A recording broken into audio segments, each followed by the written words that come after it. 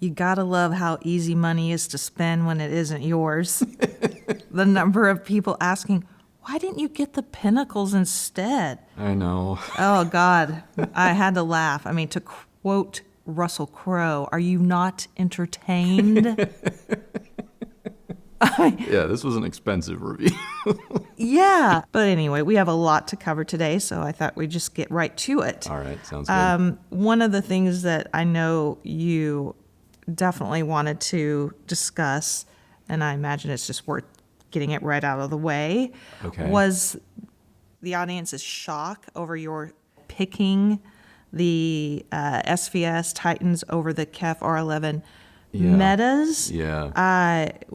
Lots of feelings about that. At Stebmo says, having heard the R11 metas, and this person purchased the R7s. Okay, yeah. I'm blown away that these pulled off the upset. It's clear that KEFs do measure better, but it's hard for me to imagine something I'd prefer more than the R Meta series than KEF. And then at Utah Raptor says, does this mean the KEF R11 metas will lose their top 5 status in your book?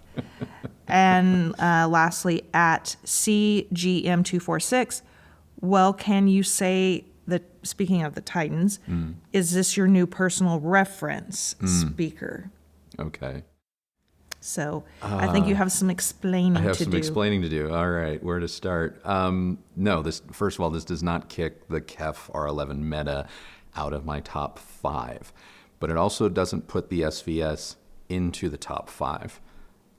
Everyone just ran to their keyboard, Minds are blown. Look at this. Look at it this way. All things considered, and I'm talking everything from build quality to subjective and objective information about the KEF R11 meta. It is the better speaker. SVS has not pulled off an upset, because if I take all 3 things that are really important to me and I weigh them all equally, the KEF R11 meta is still technically better. Now, if I take a step back and I go, hey, based on my experience with the SVS Titan and based on the music that I've been listening to and based on the non-critical side of me, do I like certain things that the Titan does maybe a little bit more than the meta's more exacting neutrality? You bet I do. It's not that difficult to fall in love with the Titan if you gravitate towards things like a more open, expansive sound. If you like just a little bit of energy up top. I'm not saying bright or shrill, although depending on your setup or your room, you might be able to make the SVSs sound more bright or shrill, which we go over in the review. I'm very clear about that. In our setup with how I dealt with them, I did not have that problem. But they are a more lively speaker than the KEF. They are a little less exacting because their cabinet isn't quite as inert as the KEF. And so the KEF is going to give you that reference studio monitor vibe with scale. The Titans are going to give you a little bit of that fun factor with a surprising amount of precision, but they're still a little bit more of an open, big, fun, dynamic, punchy sound, It's something different. And when you A/B these 2 speakers back to back in rapid succession like we did for like 3 straight days, you really can start to put your finger on like what one speaker does versus the other. And it's just going to come down to preference. And on a preference scale, I found that with probably 70% of my music and movies, I was preferring the Titan. But would I go on record as saying the Titan is the better overall loudspeaker? It's not. The other thing people have to consider, and I don't know if maybe we were going to talk about this later, but the other thing that people have to consider is when we review the KEF, which was I think 18 months ago, 16 months ago, I had no idea the Titans were coming. But I also have no idea, like, any speaker is coming. And so much like I think we said in our Unplugged last week with Sony, like, there's always going to be something around the bend. You know, KEF themselves are free to come out with a R11 Mark whatever and watch that kick the crap out of the R11 Meta that I currently love. You know, SVS will come to market with another speaker in 10 years that I'm sure will be an improvement over this in some way, shape, or form, because they're going to have so much data from their own customers and feedback from reviews like this to go, okay, we want to change this, we want to tune that up, blah, blah, blah. It's not Highlander. You know, there can be more than one. I know a lot of people were also very disappointed in me, like on some kind of personal level. Like they thought that, you know, we just took our KEFs out back and lit them on fire or something. And that's not the case at all. Look at the flowers. Yeah, look at the flowers, KEF, you know. No, that's just not the case at all. In fact, you're likely going to see more of the R11 Metas on this channel than the Titans, because as a reviewing instrument, they are better and they are more challenging, and they as a tool, as a reviewer's tool, not just for my own enjoyment, but as a reviewer's tool, they let us do more things than I think the SVS Titan would ultimately do, because the SVS proved to be like just super easy to drive. You'll find out how easy to drive on Sunday's video. Anyway, hopefully this helps you better understand why it's not always a pass-fail for us, because we have to keep in mind not only what we're going to need on this channel in order to bring the most educated review to you, but also we have to think about all of the situations every single viewer might be dealing with. Your rooms, your listening habits, you know, your own just internal biases. Like, do you care about measurements or do you not care about measurements?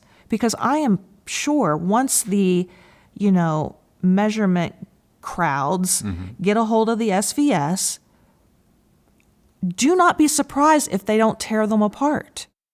To some level, To some level, because of how they measure. Yeah. I don't really care about the measurements. Yeah. They could back up why I like something. They could fly in the face of it. Sure. I mean, I have to listen to something before I can make a decision. Right. Because I don't really give a crap what the graphs say. You know, no offense if you do. Yeah. If you do, that's fine. That's fine. And that's fine. And you, like I've said 100 times on the channel, you really have to know what kind of listener you are. I want to go back to the time alignment design, the curve design of the Titans. We have a couple questions about those aspects of the speaker. Okay. Oka Makiri has a question about the curve design. Sure. How does the curve design impact the sound above the seating height? Like if I'm standing or sitting in a second row. And then at High Modulus 588 says, I heard these at Axpona. Liked what I heard. Only quip is that the time align, in quotes, parabolic shape aims too low. The imaging always had me looking and listening down at the floor, towards the floor. I moved around the room and same thing. So I would have these on my short list, but they would need a stand to raise them 12 inches or so, you know, off the ground. Maybe we were sitting too close in these small rooms. They're pontificating on what may have been the issue. I mean, I personally think anything you hear at a trade show, I don't know. You want to take it with a grain of salt. I mean, just look at your environment. You're in a freaking Courtyard Marriott or something. Yeah, I mean, and in a hotel room, a room that was never designed for this. They're barely comfortable when they're used for their purpose. Exactly. You know? Yeah. I didn't get sound going to the floor. Sound was definitely like smack dab in the middle of like my seated position. Obviously, we got up and walked around and listened to these in the living room while making dinner in the kitchen. And the sound was more or less equal, like way out of bounds or way off axis as any other speaker. As far as like verticality, I don't have them currently hooked up. I'm evaluating something else right now. In terms of verticality, I will say there is the potential for a little bit of a shift if you are 8 feet and further back and then stand up between, over about a 6 foot height, if you will, 5.5, 6 foot. So if you're looking to do like serious multi-level stadium seating in your personal home theater, yeah, these might not be ideal, but a lot of speakers are going to run into problems, in my humble opinion, when it comes to stuff like that. I don't think it's an issue. Some people were asking about these like near field and maybe at trade shows where you're sitting, like these need some space to coalesce, and that's in the manual. Like the manual states, like you should probably start your journey with these 8 feet back. So if you're like, oh, I don't got that, then this is not going to be for you. You need to maybe look at the bookshelf or just a completely different speaker. So just keep that in mind. Well, bringing things back to home theater, we had a couple of questions. One from the realist one. The realist one. The realist one. The realist one. Yeah, wants to know your take on these for movie content. Okay. And at Devon Franklin, 5158, movies, and more movies. For strictly movie watching, which would you prefer, the KEF or the SVS? For strictly movie watching, with a very good, nice receiver like our Sony 7000 or the Denon, boy, the SVS's kicked all sorts of ass. They were a lot of fun. This is a big sound. It's a bold sound. It's a punchy sound. I liked it a lot. Obviously, we don't have the matching center for the Titans, so we did everything Phantom Center. There is one thing you need to know about the Phantom Center of these speakers when watching movies. Dialogue is going to sit a little bit back of the front baffle, and it's going to sound very much like it's coming from the screen. That is one thing that I noted when A-being these speakers in a Phantom Center home theater-like environment, is that the KEFs brought the dialogue a little bit forward. I'm not saying that it was brighter. I'm not saying that it was in any way like closed in, megaphony, or altered. It's just the sensation of presence with the KEF, shockingly, and I do mean this, shockingly, seemed about 6 inches to maybe even a foot in front of where the SVS's put dialogue when using a Phantom Center. And that may impact some of your opinions on them. That one caveat aside, like if you're into big action movies and maybe you don't need or want a sub, maybe that's not your bag, you're going to get way more mileage out of the SVS than you will the KEFs, because the R11s, not only is their bass harder and more expensive to control with good amplification, but even when you have it dialed in, it simply doesn't play as low. And I know that sounds weird because the R11 is a massive speaker. It's technically a little bit taller than the SVS. But it would need a sub in a home theater environment. It will not play down to where the SVS will reach. And so on that note, the SVS would get my vote. I totally agree with you. And that leads me to the our next segment, which is dialogue clarity. Okay. You guys know that that's really important to me, and we have a couple of people that asked specific questions for me at Jamil Jackson. I wonder what Kristi would say about the vocal clarity with the Phantom Center.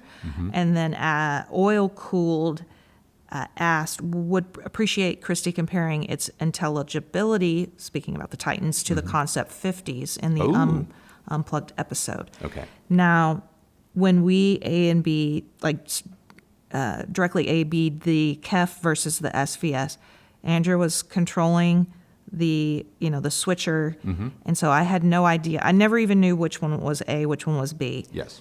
And I will admit that I had a really, once the speakers had played for longer than like just that initial switch, where you can hear it switching, I had a difficult time telling the two speakers apart. I don't want to get you off topic. I do want to point out that in this instance, what she's about to describe to you is A being while watching television series and cinematic content. This was not an A/B with music. She's focusing on dialogue intelligibility. Oh, yes, specifically on dialogue. Yes. And like I was saying, once the program or whatever we were watching was playing for any length of time, I started to lose the ability to really discern the two speakers. And I would tell Andrew, I'm not sure which one I prefer. And he was a little surprised, I know, by that. Now, once we stopped A-Being and we just had the SVS Titans out for the duration of our review, the more content I watched, the more I realized I was struggling with dialogue clarity. And I think that Andrew just explained why that is because the SVS, the dialogue takes just a little bit step backwards, whereas the KEF comes a little bit more forward. It's more detailed and precise in that regard. If you ask me which would I prefer for dialogue, I would say the KEFs. And I am going strictly off the experience I have with them. I have never once felt like I couldn't understand something with the KEFs. As far as the Q Acoustic Concept 50s, I also would place those above the Titans, the SVS Titans, in terms of dialogue clarity. That doesn't mean I don't like the Titans. Just to be very clear about that. I do like them. I think they're great for music. And as Andrew just stated, I think they can be a lot of fun for, watching movies and big action films and stuff like that. I wish we had the center channel. Unfortunately, I can't tell you whether or not the center channel would help when it comes to dialogue. Yeah. So, long story short, if you are like me and you felt that my personal tendencies are similar to yours, then I would not choose the Titans. You would go Concept 50 or step up to the KEF R. I mean, I still say that the Concept 50s are just the speaker that every time they come out, I'm like, yep, there it is. That is my speaker. That is my jam. That is what I like. Those are my thoughts. As far as the style of the SVS, when I saw the pictures before it got here, I was like, this speaker's ugly. I don't like it. But when it got here, I was like, oh, this actually is a kind of, it's kind of a striking speaker. Yeah. And I actually like the grills.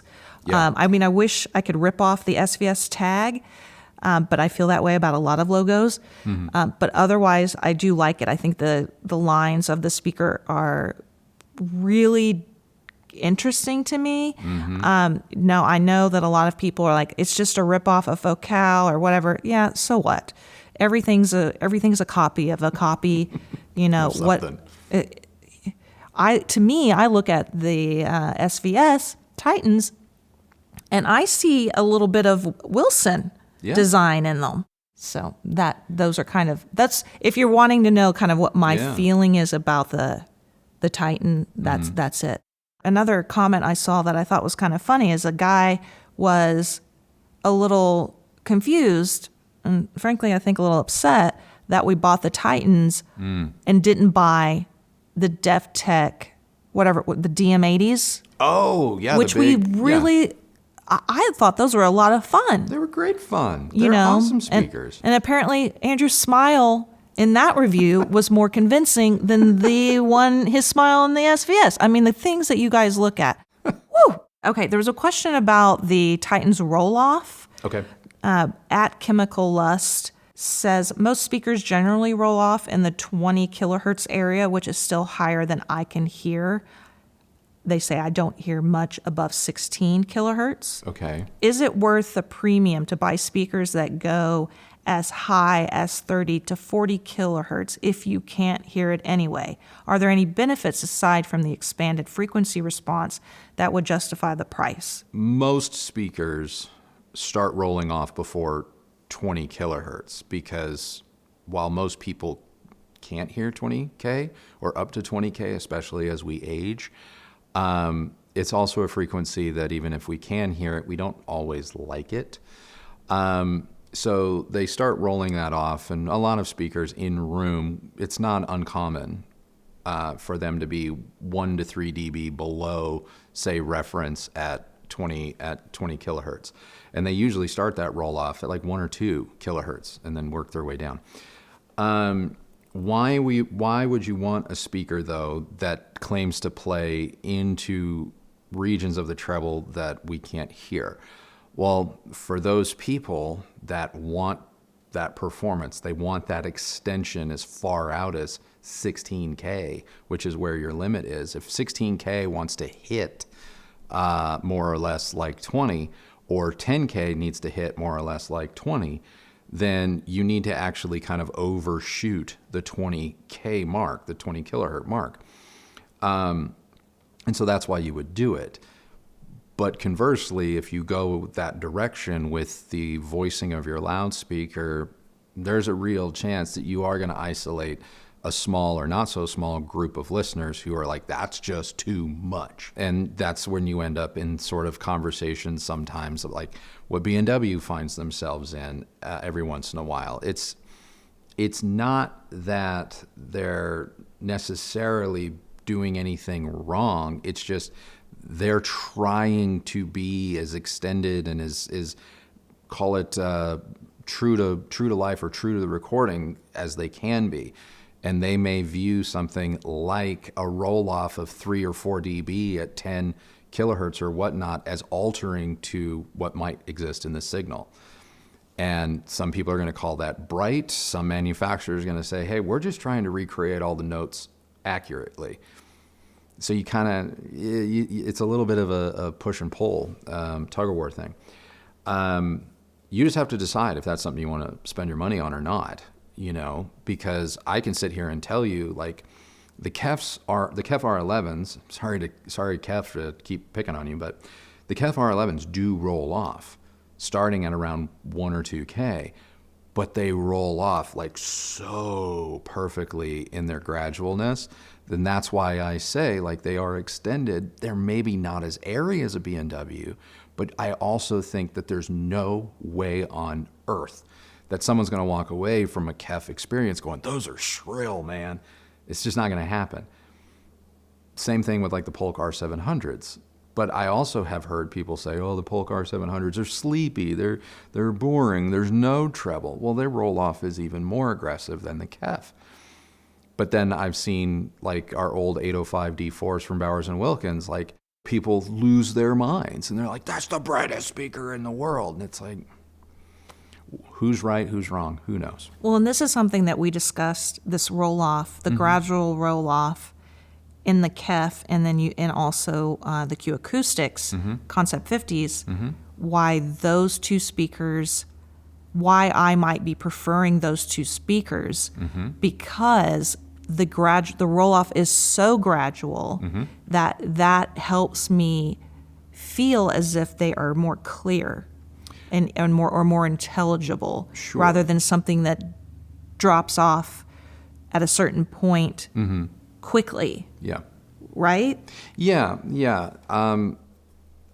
I think because the KEF and the Q Acoustics are more agreeable and their roll-off does occur to keeps them from being bright, they're so consistent in how they roll off that they maintain that extension. So they just back off the sibilance factor, the potential for sibilance, just enough, but maintain it on a much more linear level. Whereas, the Polks just start going down. And the SVSs kind of stay ruler flat to like 5 to 6K, and then they just start to go. And so in a weird way, they are more extended than the KEFs, but past about 6K or whatever, they're not as consistent. They're a little bit more of a drop, at least in our in-room response that we found. And so the hit with the SVS is more immediate, but the sustained longevity of the note or something might trickle faster. The decay might end quicker with the SVS, which gives them that more lively, vibrant, dynamic, just instant kind of sound, which is cool, especially if you like electronic music, if you like rock music, a lot of cymbals, kick drums, that bam, bam, But if you're sensitive to that, there's a chance that you might find that too much. We have a question about the dip. Oh, right. Okay. Yep. At Boxkerp says, why do manufacturers go with this dip at that frequency? Is this something that they deem to be not critical, or is it something listeners would rather not have? It's usually the result of some crossovers. I know SVS said the dip was purposeful. The dip is there. They're aware of it, and it's part of the design. Now, they did not confirm if it's the result of where the drivers are crossing over with one another, and that usually tends to be the cause, but it also can be voicing. And the 1 to 2 kilohertz dip can make it so that, like I said, that initial tweeter hit, that initial treble hit comes on just a little bit more contrasty than when that dip doesn't exist. A lot of people like to talk about, this speaker has a V-shaped curve. Well, there is a way to kind of keep a speaker more or less neutral or linear, but still give it a little bit of that V-shaped sort of hit. And that little dip can do it. And it's just kind of a way of creating some sonic contrast. And I have to imagine that with a lot of speakers, that is born out of just months and years of listener feedback where it's like, ooh, I like that. Ooh, did you hear that? Like that cymbal just hit a little bit harder, or that inflection in the throat of the singer. Like I felt that emotion a little bit more. That's just kind of one way to do it. And you can do the opposite with like the bass hump that I talk about, where it's like, yeah, there's a start and a little bit of a rise starting at 100 hertz. And the Martin Logans did this. And, you listen to Perfect Circles of the Noose, and boy, at the bridge when, they really turn the volume up on that kick drum, like you got a speaker that does that little bit of a ramp, you're going to get me in the feels every single time. I love that, And that's one of the things that, like with the KEF R11, if I listen to the Noose through that speaker, I'm always like, where's my sub? Because I want that sub to come in. And that's one of the ways that the SVS Titan really impressed me, is it's like I never felt like, okay, let's plug the sub in because I need to.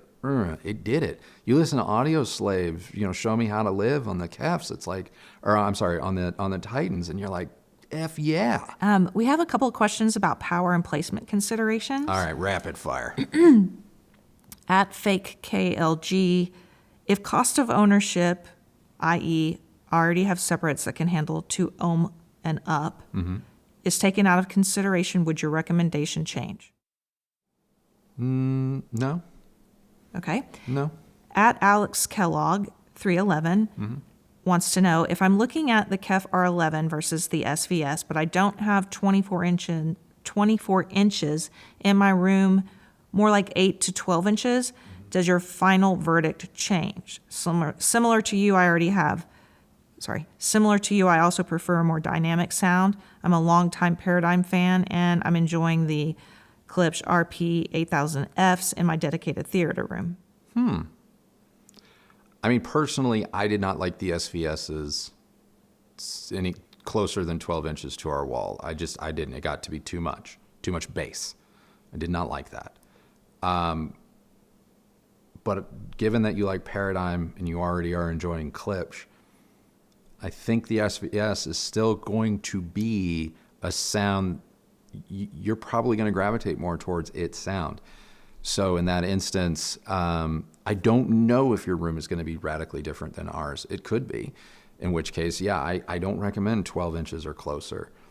But your room could be different, and it works fine for you. Or you don't mind the effect that it will have by putting them that close. So that's hard for me to say. Is bass the only area that you felt was really affected with closer to the wall placement? Yeah, it's just boundary reinforcement, really. And that's just any speaker, kind of. You can attenuate the bass plus or minus by 2 or 3 dB by just the proximity that you place it to a wall. And given that there's already that rise that's inherent in the speaker's bass performance anyway, that is already 3 or 4 dB hot in some areas, accentuating that another 2 to 3 dB, that could be too much for some people. Okay. Well, to wrap things up, Okay. hopefully very quickly, there were some other comparisons people were hopefully Really? wanting you to make. Yeah. Oh, okay. At Naveed Mahmood. When you talk about scale and volume on top of the fact that they're not too difficult to drive, a comparison that comes to mind is KLIPSCH, Heritage. Probably not apples to apples, but maybe an interesting comparison. Yeah. I mean, obviously, I have had the opportunity to somewhat compare them to the Cornwall 4s. Both excel at big, bold, expansive, broad sound. Admittedly, I like to tune my Cornwalls. I'm most happy with the Cornwall 4s after I've tuned them to my liking using mini DSP and software and all of that. So that's me. I don't feel I need to do that with the SVSs. That said, if I'm able to tune my Cornwall 4s, I do like them quite a bit. And I do kind of think that they get a little bit more of the focus right. And they definitely get the quickness even faster than the SVS. But again, I'm having to work to get there. Chris, who was known as at Cbooty, was wondering, Andrew, if in your long speaker reviewing career, you find the performance delta narrowing between the high-level products, for example, the B&W 801 Signature, Focal Utopia Evos that you just mentioned, versus the SVF Titan or KEF R11 Meta that cost 1/10 of the price compared to similar speaker price gaps from 10 years ago. Basically, is the continuous trickle down of improvements from flagships to the more affordable end of the speaker spectrum narrowing the performance gap between the two different price points compared to a decade ago? The gap is definitely narrowing. I don't know if it's necessarily the result of trickle down, to be honest. I'm noticing less of the, call it cult of personality of a designer, the fingerprint of a specific designer, that rock star guy that used to exist back in the day where it's like, hey, it's a new speaker by so-and-so. There's less of that happening. And I don't know if that's a good or a bad thing. I don't know. I think hi-fi is definitely fun when there's personality in design, and both visually and sonically. It's why I'm still just a huge fan of like B&W, despite not everything they make being my cup of tea. I still appreciate that as a brand, they kind of go for it. That's why I like what Andrew Jones is doing right now, because I kind of felt like for a large portion of his career over at ELAC and Pioneer before that, he was a very certain way and was designing a loudspeaker in a very certain way. But now that he's over at MoFi doing SourcePoint, like he's doing something completely different. And I like that from an artist. And I do consider speaker designers to be artists. That's one of the reasons why I'm not the world's biggest champion on things like measurements and robots. I get it. They're important. You need to have it. But I hate to say it, and Gary Yakubian's not the only person that's ever said this in my long career, if you want to call it that, but it's equal parts science and a little bit art, and I like the artistry. I really do. But the delta is definitely shrinking. But I will say this, as someone who, not trying to brag, but as someone who is hosting the 801 signatures, while there are elements sonically of any speaker that you can be like, oh, that's reminiscent, or that's close, or ooh, that might actually be better than this $55,000 speaker. Being in the presence of something that is built to that standard is unmistakable, and it cannot be overlooked.